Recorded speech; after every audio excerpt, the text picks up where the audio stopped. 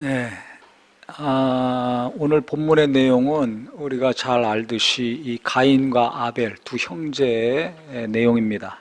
가인이 아벨을 죽였죠. 그래서 최초의 살인자가 됩니다. 네, 어떻게 이렇게 동생을 죽일 수 있었는가? 그것은 그 분노가 일어났었는데 그 분노를 다스리질 못했을 때 이제 살인을 저지르게 됐습니다. 어, 분노를 막 하는 사람이 있어요. 이게 조절이 안 될 정도로 계속해서 분노하고 또 분노하고 며칠 동안 계속 분노하는 경우가 있습니다. 그래서 왜 저런가 가만히 보니까 그 밑바닥에 화를 지속적으로 내든지 오랜 동안 이게 화가 안 풀리는 경우는 대부분이 그 안에 상처가 있어서 그렇습니다. 상처가 크면 분노도 큽니다. 이 상처가 해결이 안 되면 계속 화가 납니다. 그러면 이 가인이 이렇게 화가 계속됐는데 자기 동생을 죽일 정도까지 됐는데 그러면 어떤 상처를 심하게 받았는가? 가인은 그 농사를 지었습니다. 그 다음에 동생 아벨은 목축업을 했습니다.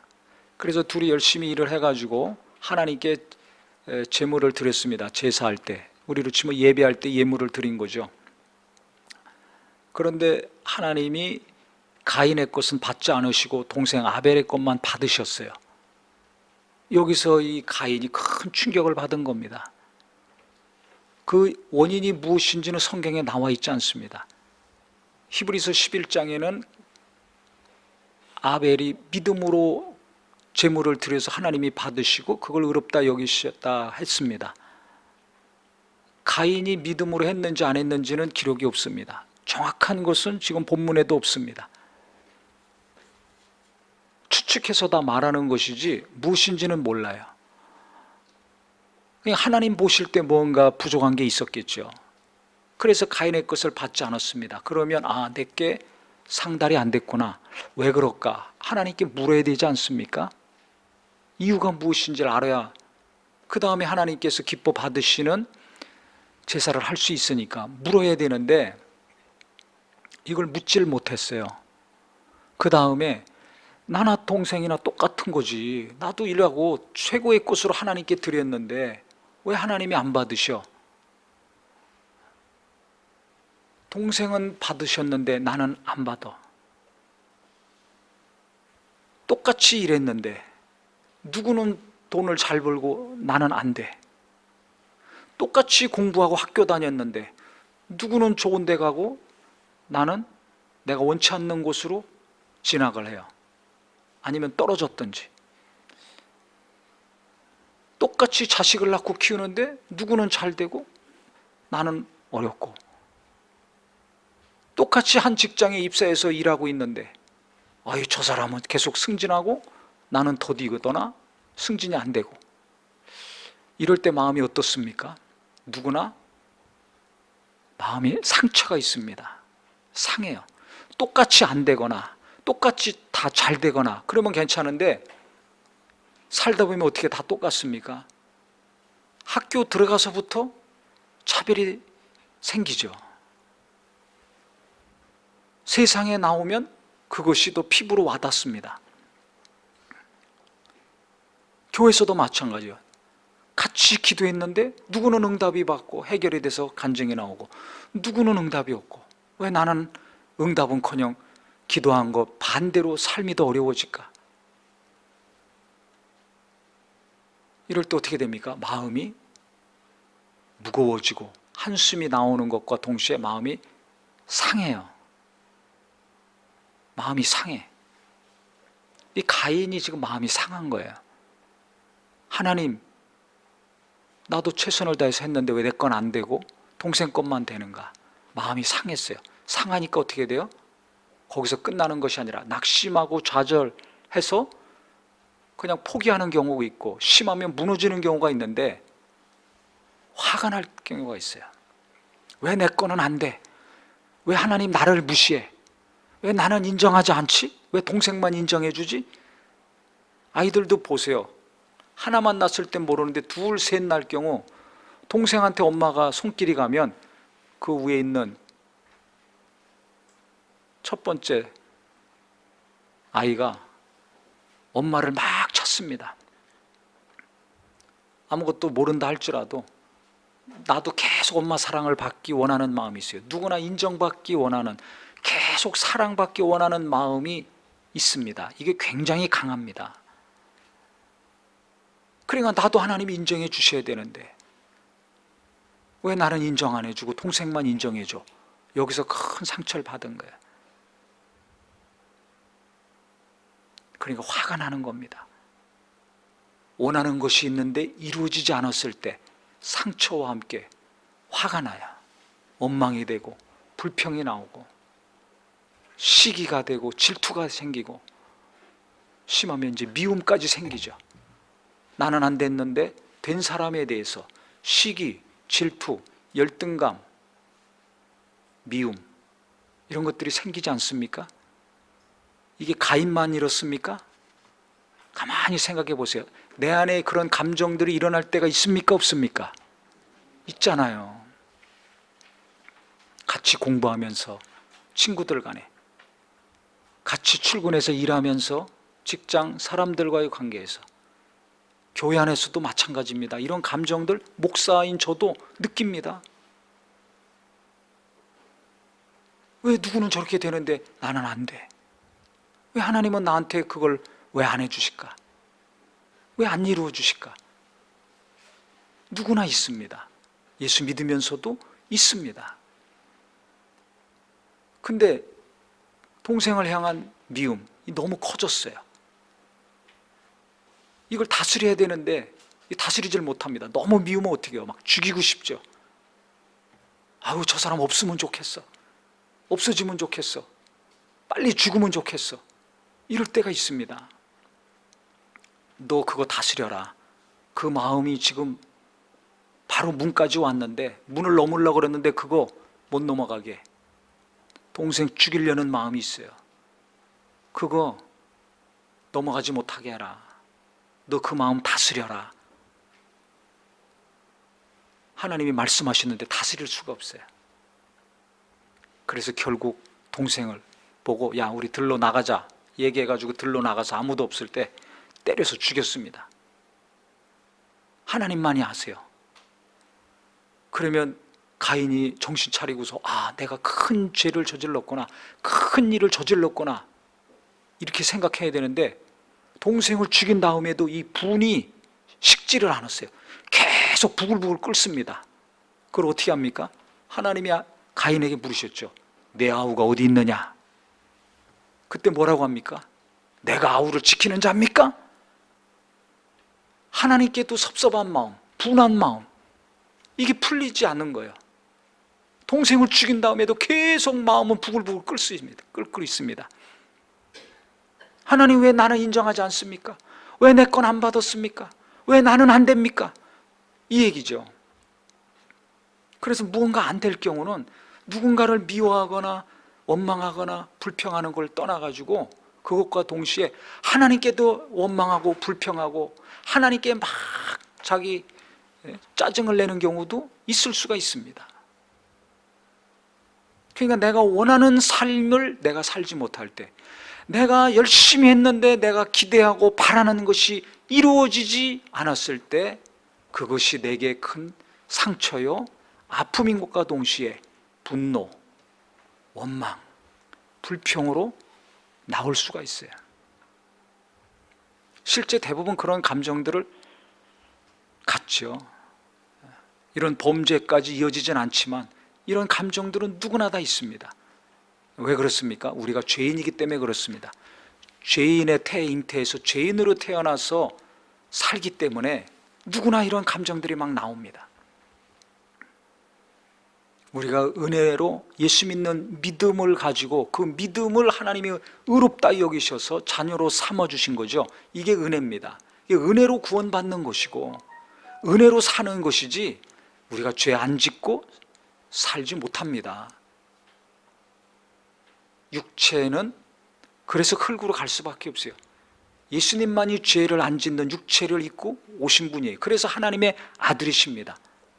만약에 우리가 이런 감정이 없고 이런 생각이 안 나온다면 사람입니까? 그건 신입니다. 하나님입니다. 우리는 인간입니다. 죄를 지을 수밖에 없는 연약한 존재입니다.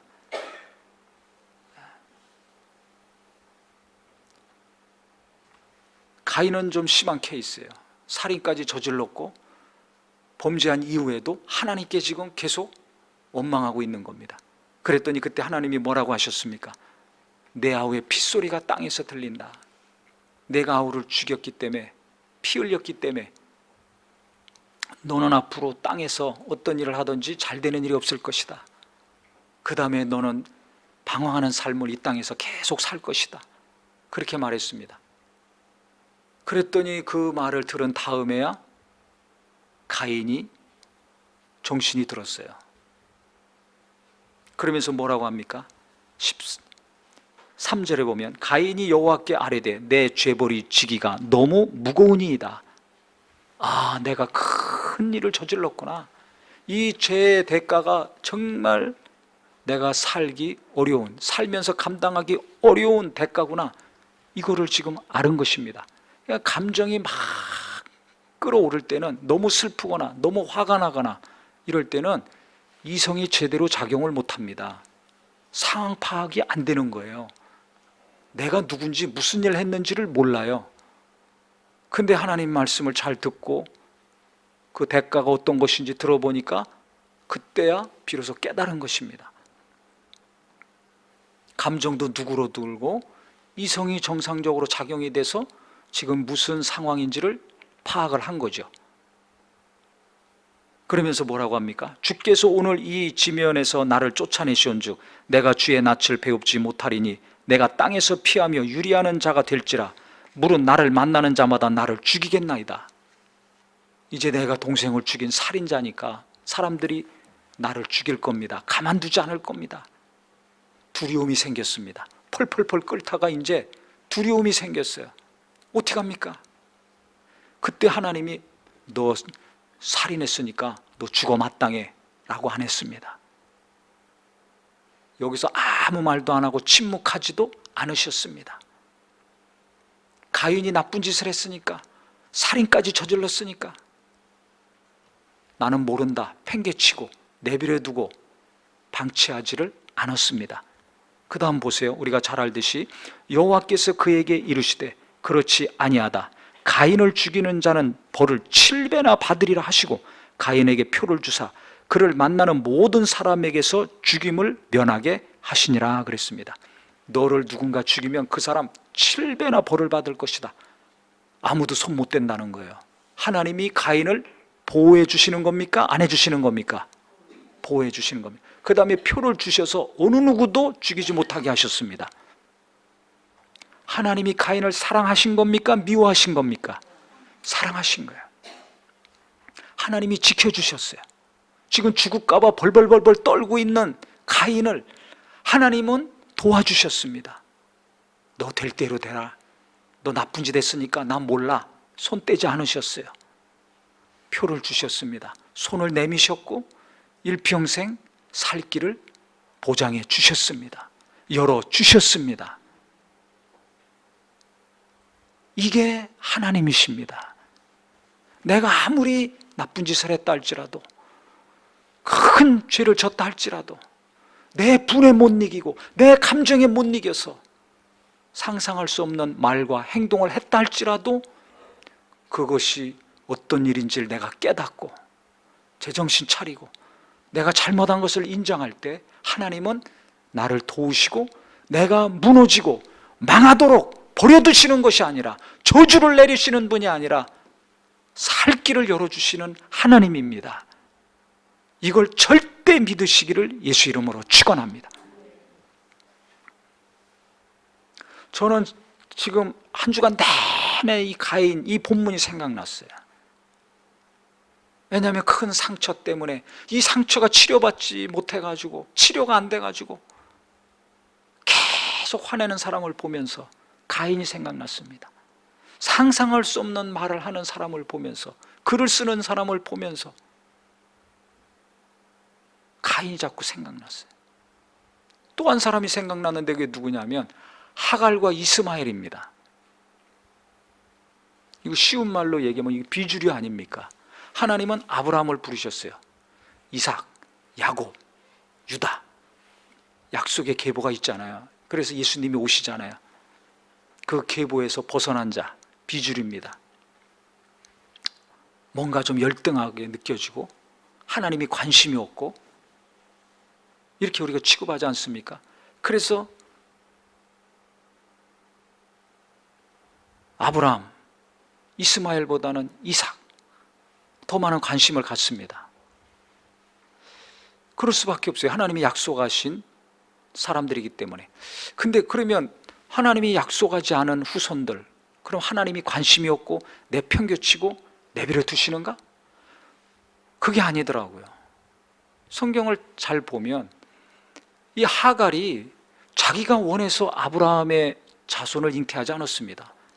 하나님이 아브라함에게 약속을 하셨죠. 내가 아들을 주겠다. 근데 아들이 안 생겨요. 그러니까 사라가 내가 늙어서 안 되는구나, 임신이. 그러니까 내 몸종 하갈을 통해서 혹시 우리에게 아들을 주실지도 모른다. 그래서 남편과 합의해서 하갈한테 이야기해가지고, 그래서 하갈이 아브라함과 동침해서 이스마엘을 잉태했습니다. 근데 잉태하고 나니까 하갈이 좀 목에 힘을 주고 허리에 힘을 주고 다녔습니다. 사라를 좀 무시했어요. 무시했는지 무시당한다고 느꼈는지 모르지만 어쨌든 성경에는 무시했다고 나옵니다. 그러니까 사라가 얼마나 마음이 불편하겠습니까? 그러니까는 자기 종이니까 막 학대를 했습니다. 못 살게 구른 거예요. 인간 취급을 하지 않은 겁니다. 그러니까 너무 괴로워서 견딜 수 없어서 그가 도망갔습니다. 얼마나 서글픕니까? 그 당시는 여자들은 경제활동을 못했습니다. 지금과 다릅니다. 남편이 없는 삶은 상상할 수가 없어요. 직업을 구하기가 어렵고, 또 임신했으니까 아이를 낳아야 될 거 아닙니까? 어떻게 키웁니까? 미혼모입니다. 아비 없는 자식을 키워야 됩니다. 그것도 내가 원한 거예요? 자기들이 들어가라고 그래서 그 주인의 남편, 주인하고 동침해가지고 자식을 낳은 거지. 어떻게 보면 이용만 당하고 팽당한 거 아닙니까? 그러니까 그 마음이 어떻겠어요? 홀몸이면 모르는데 애까지 임신했는데 얼마나 슬프고 얼마나 고통스럽겠습니까? 눈물이 앞을 가릴 수밖에 없죠. 그때 하나님이 천사를 보내셨습니다. 그래서 창세기 16장 10절부터 보면 여호와의 사자가 또 그에게 이르되 내가 네 씨를 크게 번성하여 그 수가 많아 셀 수 없게 하리라. 여호와의 사자가 또 그에게 이르되 내가 임신하였은즉 아들을 낳으리니 그 이름을 이스마엘이라 하라. 이는 여호와께서 내 고통을 들으셨음이니라. 이스마엘이라는 뜻이 하나님이 들으셨다는 뜻이거든요. 그러니까 네가 지금 괴로워하고 슬퍼하고 하는 거 하나님이 다 들으셨다. 그 다음에 내가 아들 낳을 것이고 그가 번성해서 큰 민족을 이룰 것이다 말씀하셨어요. 복의 말씀입니다. 복을 주셨습니다. 아브라함만 큰 민족을 이루는 것이 아니라 이스마엘도 큰 민족을 이룬다는 겁니다. 하나님이 이루어 주셨어요. 그래서 다시 가라.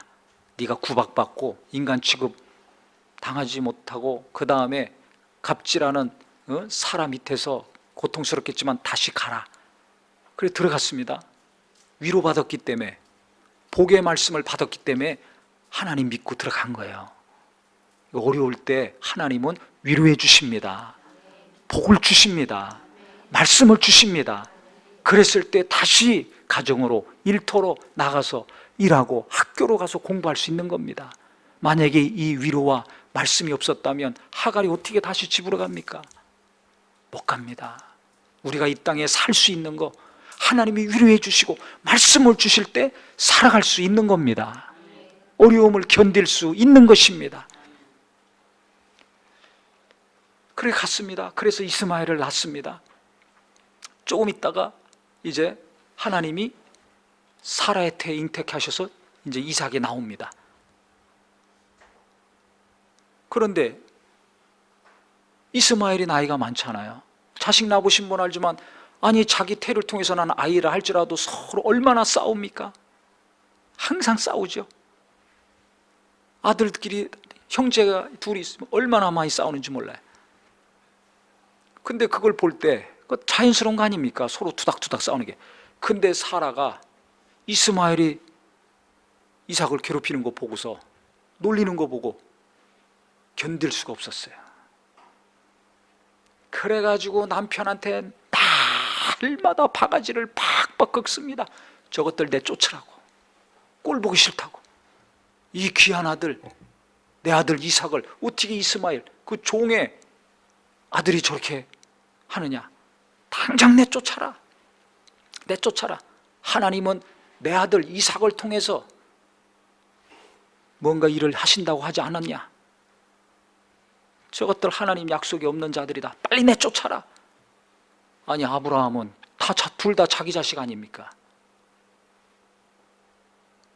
그런데 그때 하나님 말씀하셨어요. 네 아내 말을 들어라, 내보내라. 그래가지고 하갈과 이스마엘이 내쫓깁니다. 그러니까 얼마나 가슴이 폭폭하겠습니까? 이스마엘이나 하갈이나 얼마나 이게 기가 막힌 노릇입니까? 그래가지고 광야에서 두 모자가 앉아가지고 펑펑 우는 거예요. 물도 없지, 죽는 거예요. 이제 먹을 것도 없지, 어디 가서 일해서 먹고 삽니까? 그래서 너무 서글퍼가지고, 너무 고통스러워가지고, 너무 가슴 아프고 속상해가지고 펑펑 웁니다. 아들을 보는 엄마의 마음이 얼마나 아프겠어요. 아들도 엄마가 그렇게 울고 무시당하는 거 지금까지 봤잖아요. 자기도 차별받았잖아요, 서자로서. 얼마나 가슴 아픕니까? 여러 가지 감정이 있는 거예요. 우리가 무시당했을 때, 쫓겨났을 때, 밀려났을 때 얼마나 가슴 아픕니까? 내 자식이 그럴 때 얼마나 가슴 아픕니까? 그래서 펑펑 울고 있는데 하나님은, 나는 이삭을 통해서 나는 일할 거야.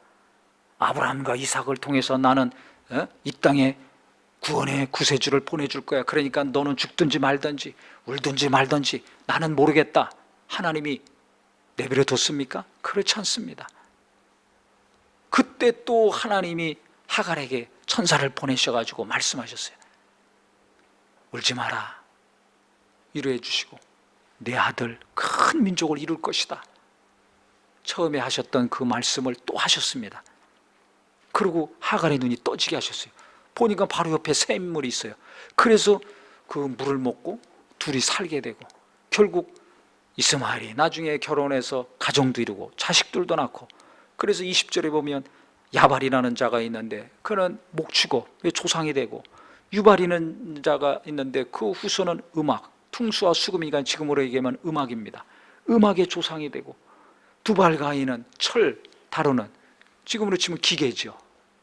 이 기계공학, 여기 또 조상이 됐다 그랬어요.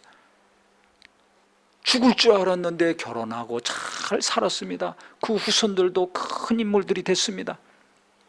하나님이 복을 주셨어요. 그러니까 우리가 어떻게 보면 주류만 생각합니다. 어느 세상이든 주류가 있어요. 공부도 잘하고 학교도 잘 가고 직장도 잘 가고 장가도 잘 가고 시집도 잘 가고 동네도 좋은 동네 살고, 남들이 부러워하는 삶을 살고. 그러면 그렇지 못한 사람들, 거기서 떨어지거나 밀려난 사람들은 하나님이 관심 없는가? 복을 못 받은 것인가? 그게 아닙니다. 이 성경을 보면 밀려난 사람들, 비주류의 사람들도 하나님은 똑같이 관심이 있었고 사랑하셨고 애통할 때 위로해 주셨고 복을 주셨습니다. 그들도 결혼하고 자식 낳고 번성하는 삶을 살았습니다. 깨닫는 은혜가 있기를 예수 이름으로 축원합니다. 나는 뭔가 밀려난 사람이라고 느낄 때가 있죠. 저도 그럴 때가 있어요. 언제입니까? 내가 원하는 것이 이루어지지 않았을 때. 똑같이 힘쓰고 기도하고 노력했는데 누구는 되고 왜 나는 안 돼? 이럴 때가 있잖아요. 자녀를 위해서도 내가 그렇게 기도했는데, 아니 저 집은 되고 왜 우리 아이들은 안 될까? 이럴 때 있습니다. 마음이 얼마나 상합니까? 슬픔이 있습니다. 그런데 그 상한 마음, 그 슬픈 마음 하나님이 그냥 두지 않는다는 겁니다. 혹 내가 하나님을 원망하고 불평할 때도 있고, 누군가를 미워할 때도 있고, 말로나 글이나 행동으로 살인까지는 저지르지 않지만 범죄 행위를 할 때도 있을 수가 있습니다. 하지만 내가 죄인임을 알고 내가 한 행동이 어떤 것인지 깨닫는 자가 된다면 하나님은 그 사람은 절대 내버려두지 않는다는 것입니다. 지금 하갈이 막 그냥 옆에 샘물이 있는데도 그거 못 봤잖아요. 그런데 하나님의 위로를 받고 자기가 집을 떠나서 임신해가지고 배불러서 슬퍼할 때 하나님이 위로하시고 복 주신 말씀을 천사를 통해서 다시 들으니까 마음이 가라앉은 거예요. 그래서 눈이 떠져서 샘을 보고 물을 먹고 살아나지 않습니까? 한 것처럼 내가 다 무너진 것 같고 아무것도 못할 것 같고 여기서 망할 것 같아. 내 자식도 다 무너지고 망할 것 같아. 하지만 하나님이 위로해 주시고 말씀을 주시고 놀라운 만남을 주신다면 그것이 성령님으로 될 수도 있고 천사를 통해서 될 수도 있고 사람을 통해서 위로해 주시고 도움을 주실 수도 있습니다. 누군가든지 하나님이 그와 같이 위로하시고 도우시는 사건이 이루어졌을 때 눈이 떠져서 샘이 보인 것처럼 우리가 하나님의 위로를 받는다면, 하나님이 내게 말씀으로 복을 주신다는 것을 내가 안다면 안 보이던 것이 떠져서 보입니다. 살 길이 보이는 거예요. 자식이 살고 내가 살고 사업도 살고 앞날도 살고 영혼도 살고 이 땅 육체가 사는 날 동안 하나님이 살리시는 길이 보이게 됩니다. 그래서 제가 성경을 다시 이렇게 좀 보니까 하나님이 생각나고 깨닫게 하시는 인물들이 이게 잘 나가는 인물들이 아니라 안 나갔던 인물들, 뭔가 밀려났던 인물들, 자기가 의도했던 의도하지 않았던지 간에 정말 인간다운 삶을 도무지 살 수 없었던 사람, 이런 사람들 하나님이 내버려 두지 아니하시고 찾아가 주시고 보호해 주시고 위로해 주시고 살 길을 열어주신 것뿐만 아니라 이 이스마엘과 하갈은 큰 복을 또 주시지 않았습니까? 이 성경의 말씀들을 보면서 지금 당장은 내가 아무것도 못할 수 있는 것 같고 내 자식도 볼 때 정말 어떻게 살아야 될지 앞길이 깜깜한 것 같고 현재 내가 아무리 기도하고 노력해도 나는 별 소망이 없구나, 희망이 없구나, 인간다운 삶을, 정상적인 삶을 살지 못할 것 같구나, 이런 절망감이 밀려오고 슬픔이 밀려오고 그럼 어떻게 돼요? 눈물이 나올 수밖에 없죠. 슬픔의 눈물이 나올 수밖에 없는 상황이라 할지라도 하나님은 나를 위로해 주시고 붙들어 주시고 살 길을 열어 주실 것입니다. 이것이 우리에게 믿음이 되고 소망이 되기를 예수 이름으로 축원합니다. 왜냐하면 하나님은 꺼져가는 등불을 끄지 않으시고 상한 갈대를 꺾지 않으시는 분이기 때문에 그렇습니다. 이게 그냥 아주 꺾여질 것 같잖아요. 상한 갈대처럼 꺾여질 것 같고 꺼져가는 등불 같은 모자지간이었지만 하나님이 살려주시지 않습니까? 가인도 살려주시지 않습니까? 하물며 우리 하나님이 얼마나 살려주시려고 애쓰고 노력하시겠어요? 나만 노력한 게 아니에요. 하나님은 지금도 내가 낙심하고 포기할지 모르지만은 지금도 나를 포기하지 않고 나를 살리시려고 노력하고 기도하고 준비 중에 있다는 걸 믿으시기를 예수 이름으로 축원합니다. 그래서 우리 성도님들, 젊은이들이나 청소년들이나 우리 부모님들이나 우리가 기도한 거 이루어지지 않을 때 있습니다. 내가 바라고 원하는 거 이루어지지 않을 때 있습니다. 하지만 바로 그때 내가 마음이 심히 낙심이 되고 마음이 심히 상하고 너무 상해서 화도 나고 불평도 나고 거칠게 행동할 때가 있지만은 바로 그때 하나님은 나를 버리지 않고 사람들은 나를 무시하거나 버리거나 저주하거나 멀리할지 모르지만 하나님은 더 가까이, 이와 같이 더 가까이 하셔서 도우시고 살 길을 주신다는 것을 꼭 믿으셔서 하나님 때문에 위로받으시고 하나님 때문에 다시 힘도 얻고 하나님이 나와 함께 하신다는 것 때문에 나가서 일할 수 있는 우리 모든 앞날이 되시기를 예수 이름으로 축원합니다. 기도하겠습니다.